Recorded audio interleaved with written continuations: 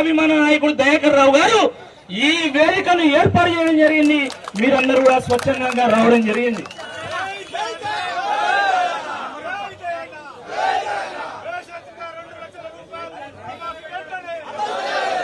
ఈరోజు మేమందరికీ రుణమాఫీ చేస్తామంటున్నారు.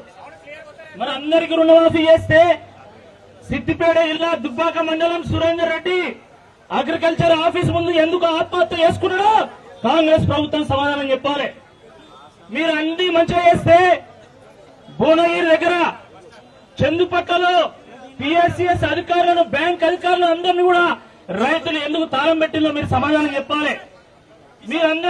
అందరికీ రుణమాఫీ చేస్తే మరి ఈ పాలకుర్తి నియోజకవర్గంలో ఉన్నటువంటి ప్రతి రైతు కాంగ్రెస్ పార్టీ నాయకులను ఎందుకు ప్రశ్నిస్తున్నాడో కూడా కాంగ్రెస్ పార్టీ నాయకులు సమాధానం చెప్పాలి. ఇది చాలా దుర్మార్గం. ఎంతో ఆశపడి రైతులు ఓట్లేస్తే ఈరోజు రైతు బంధు సంగతి మనందరూ తెలుసు. కనీసం ఇస్తామన్న రుణమాఫీ అయినా సరిగా చేస్తా అంటే అది కూడా చేస్తలేరు.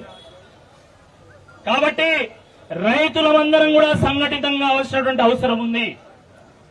పార్టీలకు అతీతంగా పార్టీలు ఉంటాయి పోతాయి, ఒక నాయకుడు అధికారంలోకి వస్తాడు పోతాడు, కానీ వ్యవసాయం కుంటుపడితే మన ప్రాంతం అంతా ఎడారి అవుతుంది.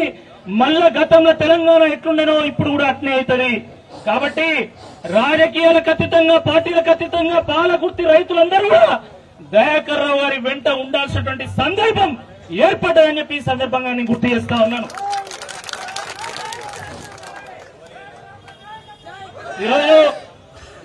ఈరోజు ఎంతో కొంత రైతుల గురించి చర్చ జరుగుతున్నది అంటే అది కేవలం బీఆర్ఎస్ పార్టీ వల్లనే గుర్తుపెట్టుకోండి. హరీష్ రావు గారు ఉద్యమంలో ఏ విధంగానైతే గడ్డి పోచల్లాగా పదవులను తృణప్రాయంగా పక్కన పెట్టిందో అదేవిధంగా మా తెలంగాణ రైతుల పొట్టగొడుతున్నావు, దమ్ముంటే నువ్వు రుణమాఫీ చేయి, నేను రాజీనామా చేస్తా అని చెప్పేసి వారు ప్రకటించడం జరిగింది. దానివల్లనే కనీసం ఈరోజు 40 మందికో ఊళ్ళో 50 మందికో ఈరోజు రుణమాఫీ జరిగింది. లేకపోతే రుణమాఫీ గురించి కాంగ్రెస్ పార్టీలు పట్టించుకుంటారా? మీరే చెప్పండి, పట్టించుకుంటారా? మళ్ళా ఈ అబద్దాలు సరిపోనట్టు మొన్న ఎంపీ ఎన్నికల సందర్భంగా సుధీర్ అన్న పోటీ చేసినప్పుడు ఏ ఊరికి పోతే ఆ ఊళ్ళో దేవుని మీద ఒట్టేసింది. మన వరంగల్కి వచ్చేళ్ళు ములుగు మేడారం సమ్మక్క సారమ్మ మీద ఒట్టేసిలా లేదా? రాజులు దేవుడి మీద ఒట్టేసి అబద్దాలు ఆడితే ఏం జరుగుతుంది? ఏం జరిగింది? ములుగుల తాడువాయి దగ్గర లక్ష చెట్లు నేల కొరిగినాయి. వాస్తవమా కదా? ఆలోచించండి. రాజు తప్పు చేస్తే, రాజు దేవుని మీద ఒట్టేస్తే ఆ రాజ్యానికి మంచిది కాదు. కేవలం అదే కాదు, కొంటతనం కూడా స్టార్ట్ అవుతుంది. రేవంత్ రెడ్డి ఏం మాట్లాడతాడు ఇవాళ ముఖ్యమంత్రి స్థాయిలో? పేగులు మెడకేసుకుంటా,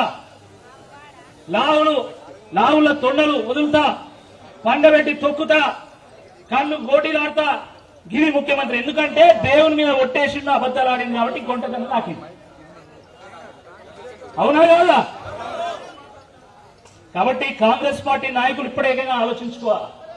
ఈరోజు రైతుల పక్షాన బీఆర్ఎస్ పార్టీ ప్రశ్నిస్తుంటే ఈరోజు వ్యక్తిగతమైనటువంటి దాడులు చేస్తున్నారు, దూషణలు దిగుతున్నారు. మొన్న హరీష్ రావు గారు వరద బాధితుల కోసం అక్కడ ఖమ్మం పోతే ఆయన కాన్వాయ్ మీద దాడి చేసింది. నిన్నటికి నిన్న కేటీఆర్ గారు హైడ్రా బాధితులను కలవడానికి, ఇల్లు కోల్పోతున్నటువంటి వేలాది మంది పేదలను మధ్యతరగతి ప్రజలను కలవడానికి పోతే ఆయన కారెక్కి దాడి చేయడం జరిగింది. ఇక నిన్న చూసింది మీరు కొండా సురేఖ గారు ఏం మాట్లాడినో మీరు చూసిండ్రు. వీళ్ళు మంత్రుల, ఇవి మహిళనా? వరంగల్ ఇజ్జత్ పోతుంది.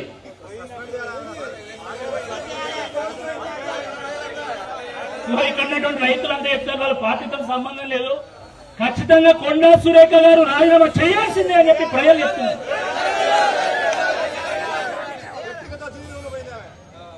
ఆమె అంటే అన్నది మళ్ళా సిగ్గు లేకుండా మేము సమ్మక్క సారాలమ్మ వారసులం, రాణి రుద్రమాదేవి బిడ్డలమని చెప్తారు. మా వరంగల్ పేరు చెప్పడానికి మీకు కనీస అర్హత కూడా లేదని చెప్పి ఈ సందర్భంగా గుర్తు చేస్తా ఉన్నాను. వరంగల్ అంటే సంస్కృతికి, సాంప్రదాయాలకు, సంస్కారానికి ఒక నిలయం. ఇది ప్రత్యర్థులను సైతం మర్యాద ఇచ్చి గారు మాట్లాడిన తీరు చూసి మొత్తం యావత్ తెలంగాణ తలదించుకుంటున్నది.